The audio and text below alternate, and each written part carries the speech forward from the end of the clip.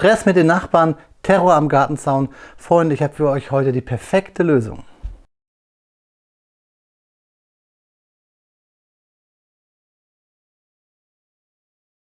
Willkommen in der Noppenklötzchenscheune. Mein Name ist Blockster und Freunde, ja, wenn eure Klemmbausteinfigürchen Stress mit den Nachbarn haben, dann hilft eigentlich nur der Umzug in ein Einfamilienhaus.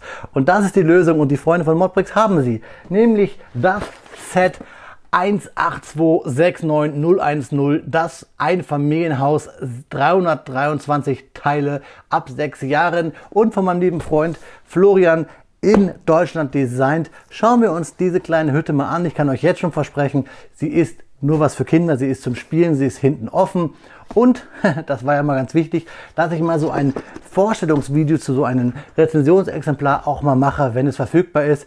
Und das Set ist jetzt verfügbar und deswegen gibt es heute dieses Video.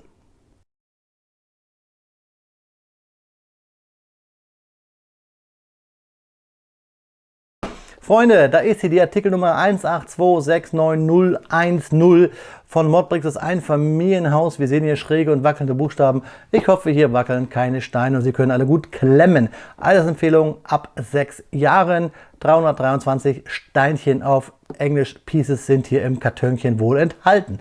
Wir sehen hier schön braune Slopes, ein Balkon, da kann die Holde wahrscheinlich angesungen werden. Wir kennen es alle aus vielen Dramen. Romeo und Julia und so weiter und so fort. Designt bei lieben Florian in Deutschland, ich habe es euch erzählt. Was mir gefällt, viele braune Steinchen, ein bisschen Farbe, grüne Grundplatte, alles Sachen, die auch ein Erwachsener gut gebrauchen kann für seinen Teilefundus. Und die beiden Figuren, die aussehen wie geschrumpfte von Playmobil und dann doch irgendwie Kogo, Kobi oder Lego-artig sind. Und wieder das I Love HLC, was wahrscheinlich Hallenhalmer Club oder irgendwie sowas heißt. Ja, schauen wir uns das mal hier vorne an. Wir sehen hier ein bisschen Grünes, wir sehen hinten ein paar Häuser und hier ein schönes Bäumchen. Ihr wisst ja, man muss irgendwie ein Kind zeugen, ein Haus bauen und einen Apfelbaum pflanzen. Das soll das wahrscheinlich irgendwie alles darstellen. Nur das Kind fehlt. Kommt vielleicht noch. So, schauen wir uns den Karton von hinten an. Hier sehen wir die Rückseite. Ein schönes blaues Sonnenschirmchen. Und sonst sieht es genauso aus wie vorne auch. Und hier auch sehen wir die zwei Etagen. Von unten wieder die Anbieterkennzeichnung. Es ist ja ein Rezensionsexemplar von Modbricks, ich habe es euch gesagt. Auf der Seite nichts Spektakuläres, oben nicht spektakulär und hier hinten auch nicht spektakulär.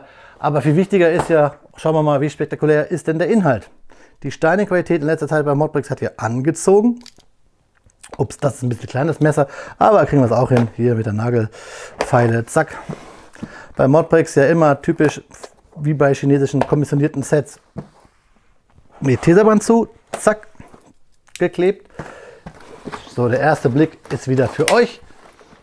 Schaut rein, pickepacke voll, ein paar Plastiktüten.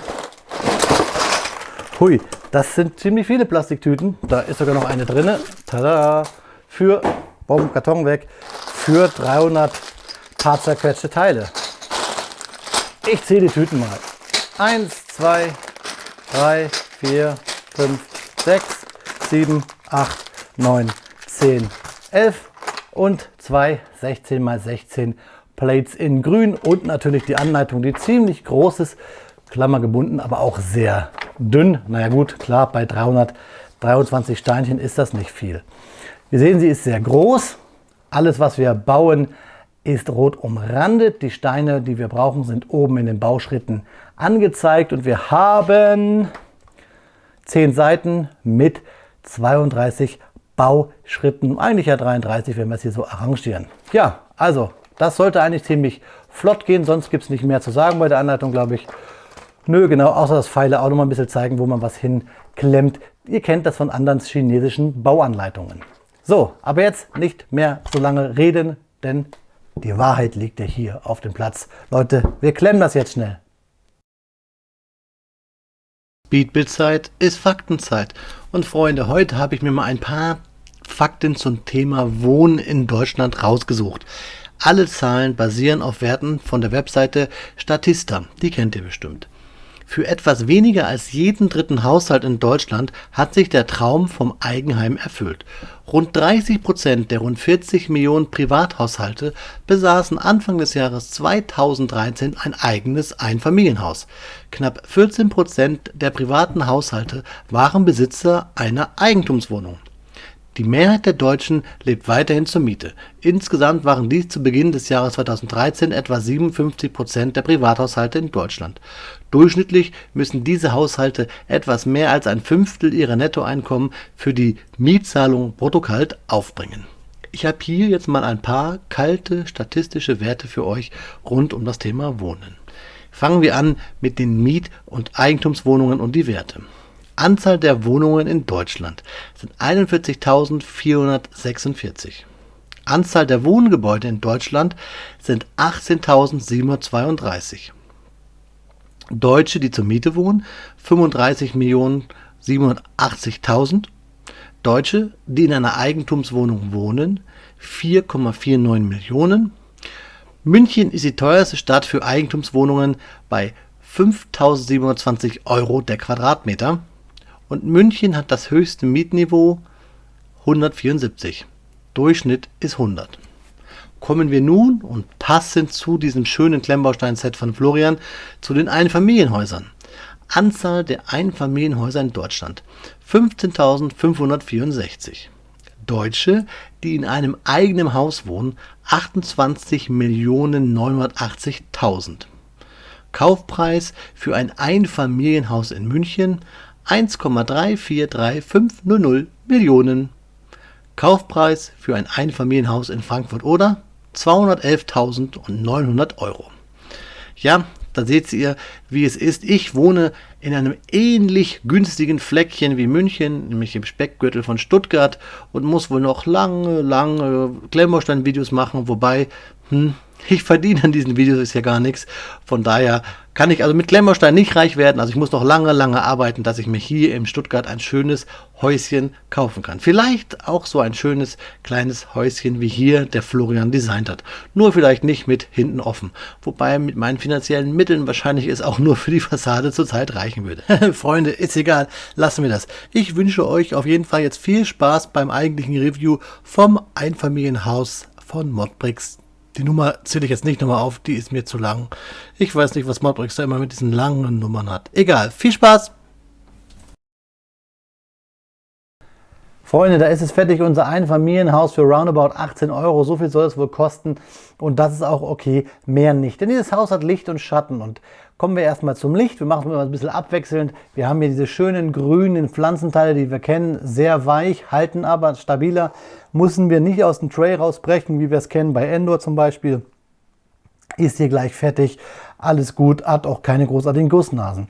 Negativ die Farbechtheit. Also auf das Dach hier sieht ein Tucken dunkler aus, da will ich aber gar nicht großartig meckern, das kennen wir woanders auch. Aber hier habe ich einen Slope, der ist in braun und nicht in diesem hellen Braun.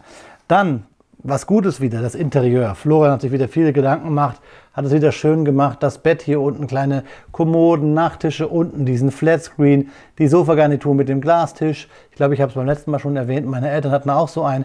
Also zum Spielen ist da richtig viel Platz, wo Kinder ihre Fantasie ausleben lassen können und vielleicht sogar noch was dazu bauen können. Also das gefällt mir richtig gut. Dann aber schade, die Fensterläden hier vorne, die passen nämlich nicht da durch. Die habe ich mit Tesaband festgeklebt, denn die sind kleiner. Diese Fenster sind kleiner als der schwarze Rahmen. Dann wiederum schön auch draußen diese kleine Gartengarnitur mit diesem Sonnenschirm. Habe ich euch ja schon beim Kartondesign gesagt, das gefällt mir. Das sieht richtig cool aus. Negativ wieder, dass dieses ganze Ensemble, die ganzen Steine halten super, haben eine tolle Klemmkraft, alles cool. Aber die Steine wirken alle, als wenn sie schon länger beim Kommissionierer gelegen haben. Dann wieder positiv der Gesamteindruck. Es sieht toll aus, wenn man es sich hinstellt. Ich kann mir auch gut vorstellen, ich habe das Problem in meiner Stadt, dass sie an eine Wand angelehnt ist, dass man das schön an die Wand stellen kann und somit hinten mir der Gap, der fehlt, die Wand nicht auffällt und ich habe ein schönes kleines Häuschen in der Vorstadt und dann geht man in die Modulars über. Kennt ihr vielleicht. Das gefällt mir richtig gut. Negativ wieder, dass wir hier Steine über haben, die wir gar nicht brauchen, die gar nicht passen. Wir haben hier relativ viele Teile über, wobei das auch wieder positiv sein kann. Kommen wir mal zu den Figuren. Die sind auch Licht und Schatten, denn wir haben hier wieder einen von den Beatles. Er sieht nämlich genauso aus wie Ringo oder Paul. Richtig cool, richtig nice. Ich mag diese Figuren zwar, aber bei der Dame hier links ist der Pony so tief geschnitten. Hätte sie ein Fahrrad, dürfte sie damit nicht fahren, weil sie sich wahrscheinlich umbringen würde, weil sie nichts sehen wird. Also Hier auch Licht und Schatten, wobei das jetzt Spaß ist. Die Figuren sind, finde ich super, finde ich cool, den Weg, den Modbricks da geht. Also nochmal, das Haus ist toll für 18 Euro, sicherlich gelungen. Negativ halt, dass die Steine einfach aussehen wie schon länger gelagert und dass wir halt hier hinten einen Braun haben, der falsch ist und dass wir hier Fensterläden haben, die einfach nicht passen. Das ist ein bisschen schade. Aber sonst vielleicht auch für 18 Euro ein guter Teilespender. Das weiß ich nicht genau, aber so grün und ja, vor allen Dingen hier auch die Tan-Platten, die wir unten ja auch haben. Das müsst ihr selber sehen. Mir gefällt das Haus relativ gut optisch. Wie gesagt, die Steine, ja, da wische ich nochmal drüber und dann geht's ins Eck. Schreibt mir bitte mal in die Kommentare, was ihr von dem Gebäude haltet. Wie findet ihr es generell, dass Modbricks jetzt solche Häuslein für die jüngeren Kiddies rausbringt? Schreibt mir jetzt alles bitte in die Kommentare, würde mich interessieren. So Freunde, und jetzt schauen wir uns gleich nochmal mit unserem Einfamilienhaus, ich schaue quasi vom Balkon euch in die Augen. Ja Freunde, da ist das Video auch leider schon zu Ende. Das Haus, finde ich, ist optisch gelungen, ich habe es euch gesagt, hat aber einiges an Licht und Schatten. Damit ihr mal vergleichen könnt, habe ich euch noch hier von Modbricks die Doppelhaushälfte rausgesucht und daneben gestellt, hat hier auch der liebe Florian designt. Link dazu zu beiden Sets findet ihr unten in der Videobeschreibung und natürlich hier irgendwo oben beim i eingeblendet. Schreibt mir bitte aber mal eure Meinung in die Kommentarspalte, denn das ist das Wichtigste. Nicht, was ich euch erzähle, sondern wie ihr es empfindet. Schreibt mir das bitte in den Kommentaren, damit wir uns da austauschen können, damit wir alle was von haben, damit meine Videos besser werden und ich auch vor allen Dingen eure Meinung da erfahre, denn das ist das Wichtigste, das ist der eigentliche Motor meiner Videos, das wisst ihr. Ja Freunde, ich hoffe, ihr habt bei euren Hauswerk, Handwerk, Umzugs, Einzugs, wie auch immer Projekten viel Erfolg, mehr als ich bei meinen Klemmbaustein-Projekten. Ein guter Freund von mir hat sich jetzt hier ein Haus gekauft, dem wünsche ich auch alles Gute zum Einzug, Salz und Brot wird noch zugeschickt, derjenige weiß, was ich meine. Toi toi toi und alles Gute im neuen Wohnort oder im neuen Haus auch. Ja Freunde, ich habe euch lieb, ich weiß, ihr habt mich lieb. Bleibt gesund, haltet Abstand, auf Wiederbauen, euer Häuslebauer, also Klemmbaustein-Häuslebauer, der Vlogstar. Oh, der Karton fällt. Aber Hauptsache das Haus steht.